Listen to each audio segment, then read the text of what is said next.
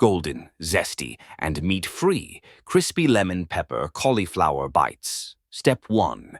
Cut 1 head cauliflower into florets. Pat dry.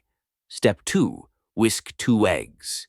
In another bowl, mix 1 cup panko, 1/2 cup flour, 1 tasp garlic powder, 1 tasp onion powder, 1/2 teaspoon salt. Dip florets in egg, then breadcrumbs. Step 3. Air fry at 400° for 12 to 15 minutes until golden, shaking halfway. Step 4. Melt 3 taps butter. Stir in 1 tap lemon zest. Bullpass black pepper. Pinch of salt. Step 5. Toss hot cauliflower in sauce. Garnish with parsley or extra zest. Serve with ranch or blue cheese dip.